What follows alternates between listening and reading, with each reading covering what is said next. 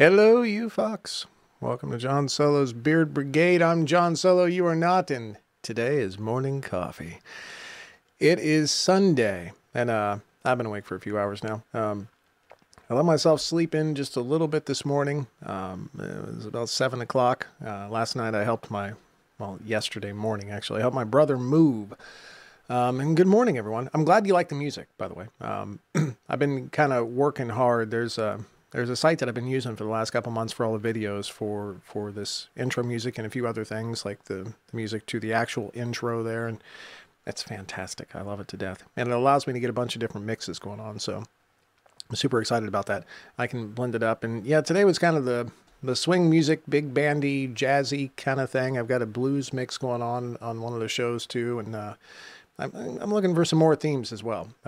I like it, though. I think it's better than the initial thing we had going on with the samples, where everybody was confused. They were like, I hear them talking. I was here to see this, but now it's that. What the hell? I like this better. So, yeah, yesterday morning, Jody and I went up to my brother's to help him move in. And it was fantastic. You like the ticker trace? I thought you'd get that. It was fantastic. My brother Bill, I have three brothers, all older brothers, and a sister. My brother Bill bought a place up on the other side of Mount Gilead a few years ago, Mount Gilead, Ohio. And a little tiny, there's not even a stoplight. It's called Denmark. And it was an old rambling place. Different rooms and additions put on at different times over the last century or so. It's a crazy house, but it's perfect for him and his wife.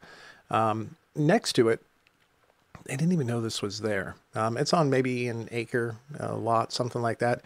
There's a wood line on one side of it, and winter hits after my brother Bill moves in, and the leaves fall off the trees of this wood line, and there's an old house like right beside him.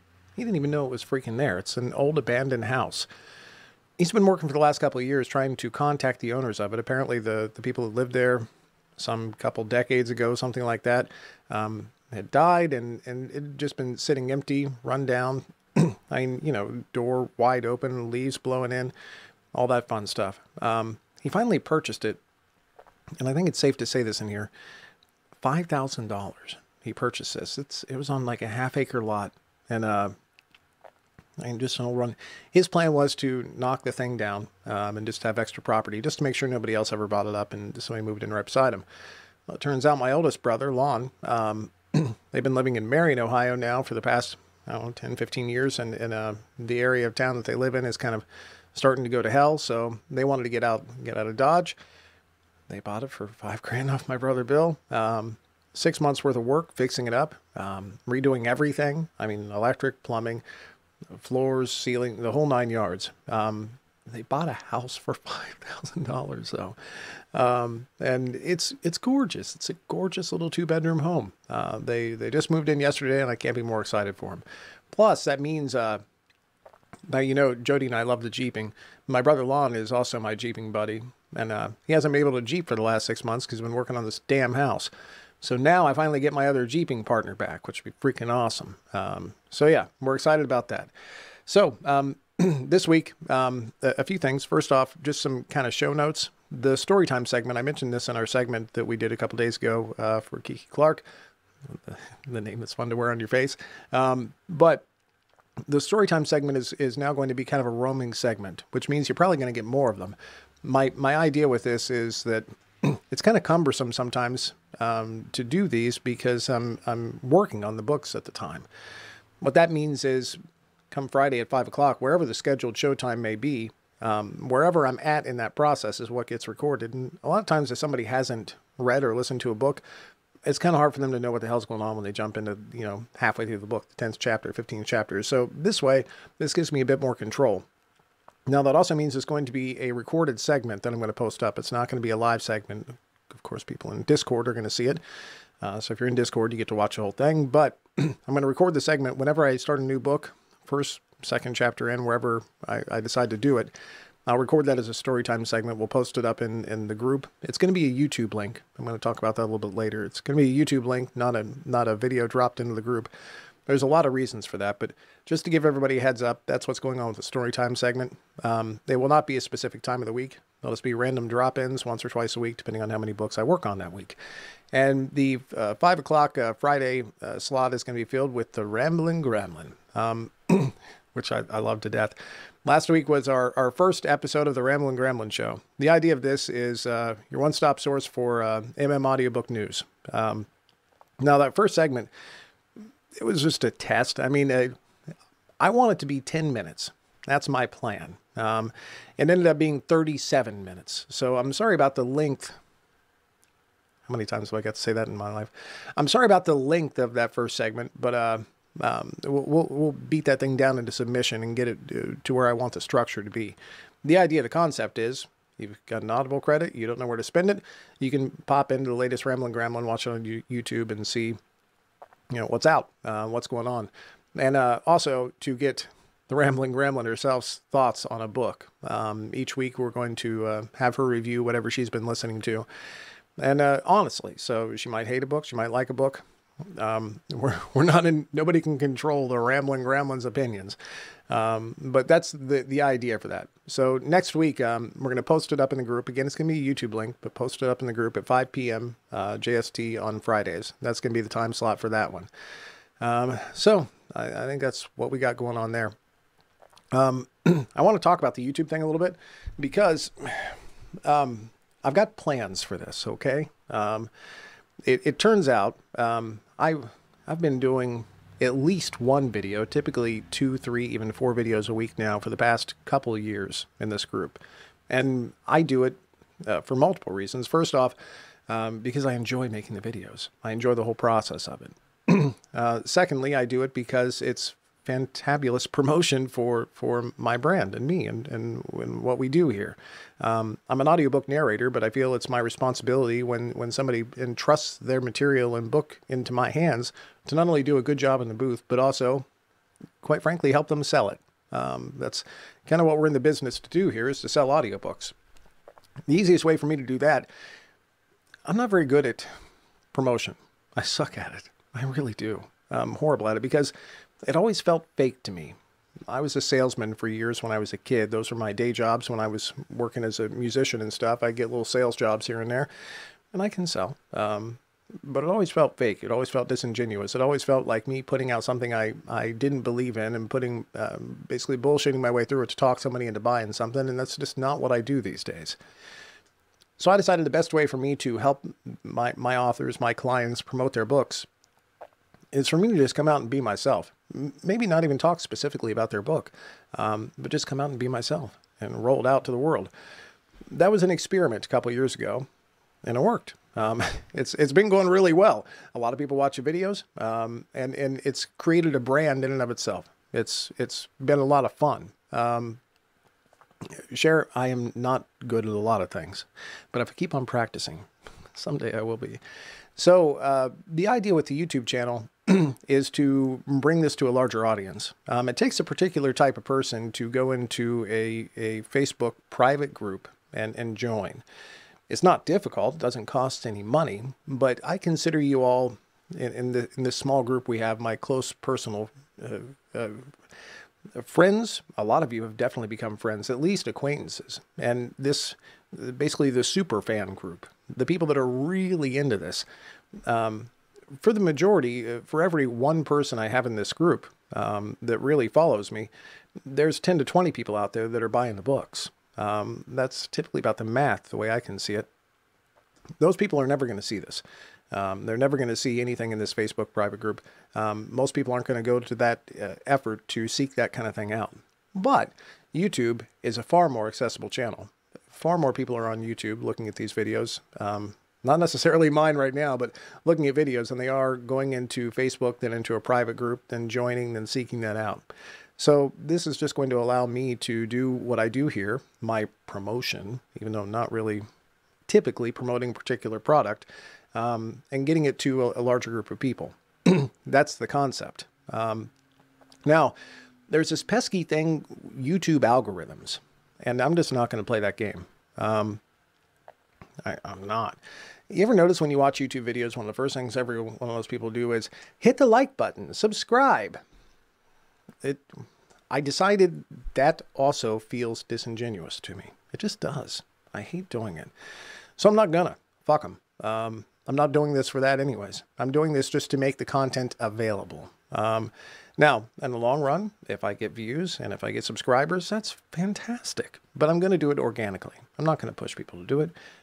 If you are watching a video and you want to like it, excellent. If you don't, don't. I don't fucking care. I'm putting this out there for a different reason. It's not for that. Now, I will say that ultimately, if we hit a certain mark with YouTube, it does give me the ability to monetize it. And that'd be fantastic. But that's not the end goal here. It'd be cool if it comes around, though. That'd be awesome. But not the end goal. It's just not the reason I'm doing this. I'm doing this just to make the promotion available for my clients to a larger market and a larger group of people. That's all there is to it. So that's that. Next. No, that's the previous one. There we go. It's coming on Thanksgiving. And this is a mixed bag for me. First off, we're going to take Thursday off, mostly off. I'm still going to be doing some editing during the day, but I'm not going to be doing booth time on Thursday because it's Thanksgiving, and that's awesome. Thanksgiving was and still is, but for a different reason, my favorite holiday of the year. Christmas for a lot of years was very stressful for me. I never really cared about Halloween one way or the other, July 4th and all those things. I don't even pay attention to my birthday. But Thanksgiving was a big deal for me when I was in my 20s because we had the Thanksgiving with the older people. Then we had the younger person Thanksgiving, and all of us would get absolutely ripped and eat great food, and I loved that to death. It was my favorite thing. Excuse me. Thanksgiving now, I was going to tell you, my father passed away a few years ago. Everybody knows this. And my father was a pastor, and I always thought it was silly where he'd make everybody quiet down for a time and do his prayer. His prayers are always way too fucking long. But goddamn, I love my dad.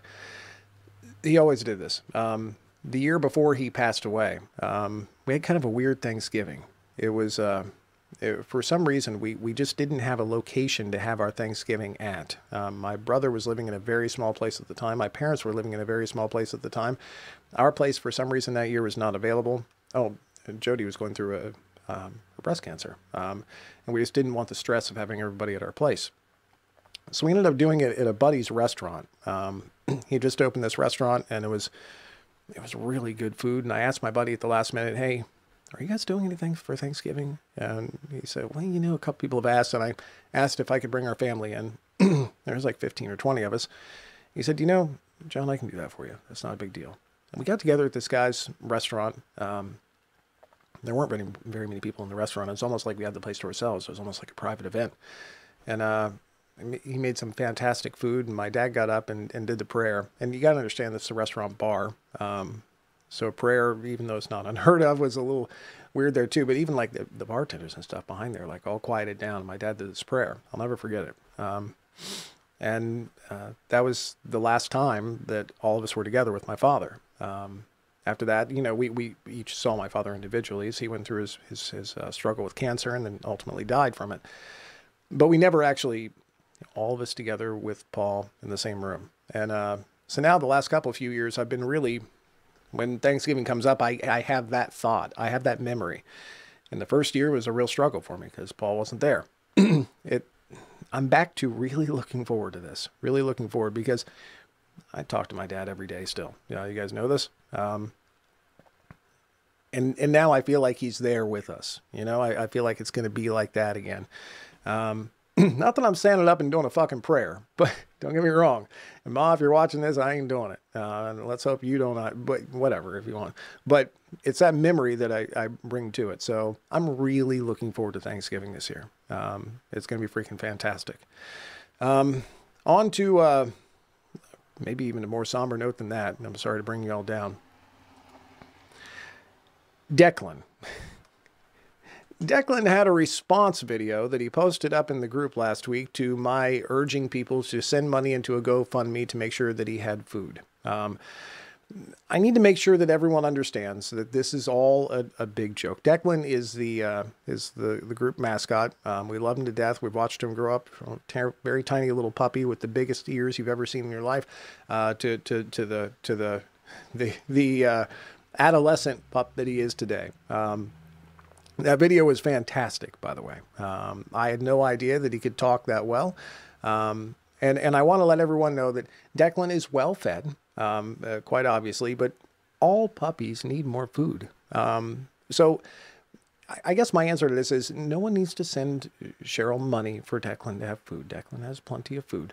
What I'm going to ask is that maybe Cheryl give him maybe a little higher quality of food, because he's obviously, as he grows, you can see that his ears are actually getting smaller. Now, what I think that means is maybe a vitamin deficiency, something like that. Maybe that's why he wants more food. It's not that he's not getting enough. He's just not getting the highest quality. So maybe if you could, put a little liver in there, or a little more red meat, to just maybe, because if his ears are shrink, I'm just saying it's a sign. So anyways, Declan, I love you to death. I love you. And I think Cheryl's doing a fantastic job with you.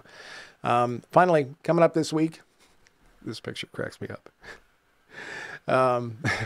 We have Declan Winters coming into the group for Talk to the Beard tomorrow. I'm really looking forward to this. I enjoy Declan, or Zach, as a lot of people call him too. Zach Ailman, I believe it is. I was looking for a picture today, and I found this picture, and I had to snip around it because there was like text on the picture and stuff, and I want to include that. And then I realized that it really kind of looks like a mugshot. So there is that. We've got Declan coming in, and I really look forward to having him on the show. He's a fantastic narrator, and also turning into a decent friend too. So I appreciate that. This week, first off, last week we finished up Dylan's Dilemma, book 4 in the Main Men series, by the OG herself, K.C. Wells. And I've been reading the blurbs on these, but I decided I don't need the blurb. I can make my own fucking blurb. So here's my blurb for Dylan's Dilemma, Main Men, book 4.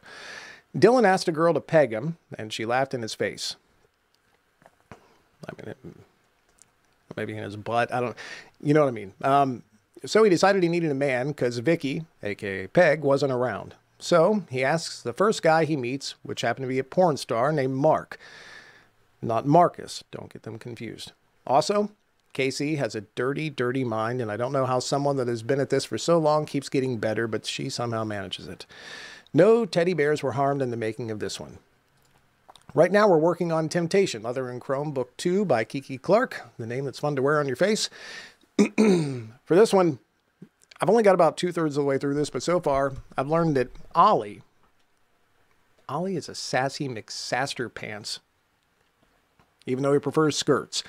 6 is greatly enjoyable to voice because he's my Clint Eastwood voice. I really like doing that voice a lot. Bikers and motorcycle gangs in general all have gooey soft hearts, and the word garrote can go fuck itself. And also, Kiki is one of my favorite new authors in the world. She's fantastic. I love working with her. Plus, her name is fun to wear on your face. Coming up, we kind of did a switcheroo. Coming up this week is also going to be True Order from Prosper Woods Chronicles, Book 4 by Patricia Logan. I'm so confused about that. Isn't this Book 5? I'm not sure. I lost track. So I figured this would be the best way to do this one. Prosper Woods Chronicle, letters to the editor. As a visiting barrister from Great Britain, I find it my duty to write and say things are not as they seem at the Prosper Woods courthouse. It's not at all okay to allow a first-year lawyer to call my elderly client an old fossil simply because I bring her to court in cephalopod form. Signed, Troglodytes Have Rights. Cephalopod form, by the way. I said that wrong.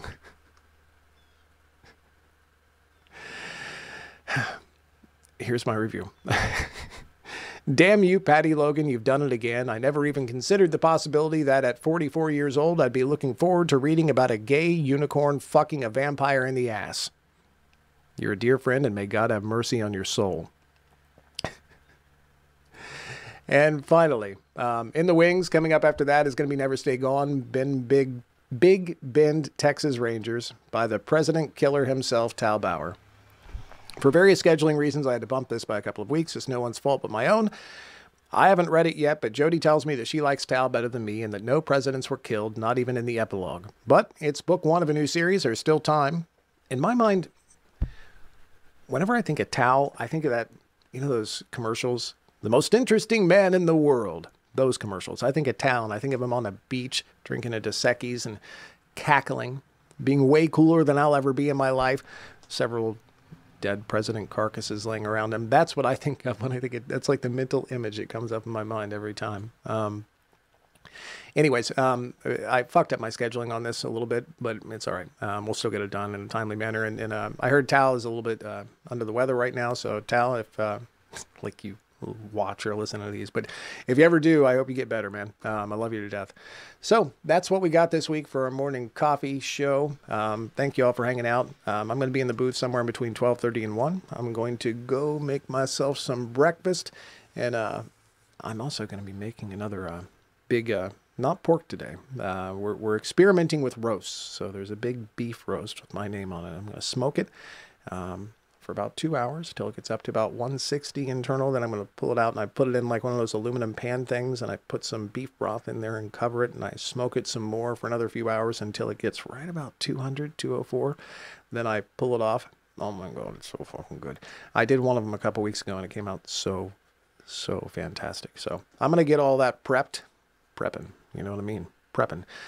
And then I will be in the booth in between 12:30 and 1, and we are going to finish up Temptation today. And that should be out. Yeah, see, Cheryl, this is exactly what Declan needs. He needs good, wholesome food so he can get his ears back. Anyways, I love you, folks. Thanks for hanging out. I'll see you in a few hours in Discord if you're over there. Otherwise, I will see you tomorrow at 5 p.m. JST for Declan Winters and Talk to the Beard.